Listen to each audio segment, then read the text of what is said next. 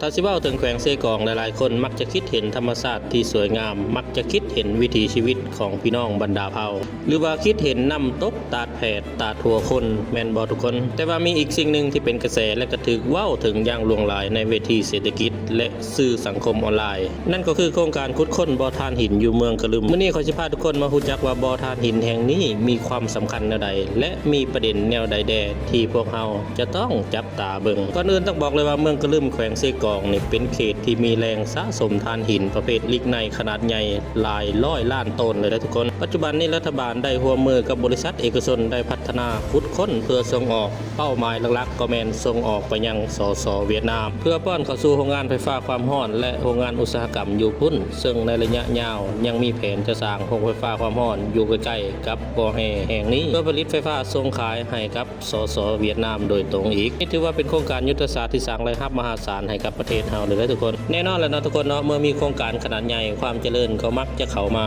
สิ่งที่พวกเฮาเห็นได้ชัดเจนนั่นก็คือ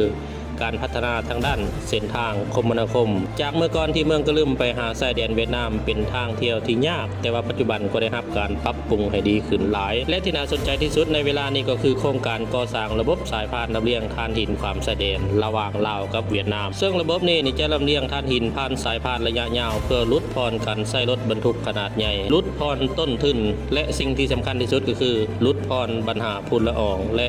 ปัญหาอุบัติเหตุทางบกกับทางน้ำอีกแต่ว่าในอีกด้านหนึ่งเขาก็ปฏิเสธบ่ได้ว่าโครงการขนาดใหญ่แบบนี้ย่อมมีผลกระทบต่อสังคมและสิ่งแวดล้อมจริงที่พวกเขาช่วยกันติดตามในระยะเวลาที่ผ่านมาพี่น้องประชาชนในเขตท้องถิ่นก็ได้รับผลกระทบจากรถบรรทุกหนักเฮ็ดให้เส้นทางนี่เป้มีฝุ่นละอองพุ่งกระจายจากนั้นยังมีเรื่องการยกย้ายการจัดสรรที่อยู่อาศัยของประชาชนในเขตสัมปทานซึ่งหลายฝ่ายก็เรียกร้องให้มีการชดเชยที่เหมาะสมการสร้างอาชีพใหม่ที่มั่นคงและการเบิ่งแย่งบ่ให้มีผลกระทบต่อแหล่งน้ำธรรมชาติของชุมชนสรุปแล้วบ่อถ่านหินเมืองกะลึมคือดาบสองคมที่มีทั้งกำไรทางเศรษฐกิจและสิ่งที่ท้าทายทางด้านสิ่งแวดล้อมที่ทุกฝ่ายทุกภาคส่วนต้องร่วมมือกันแก้ไข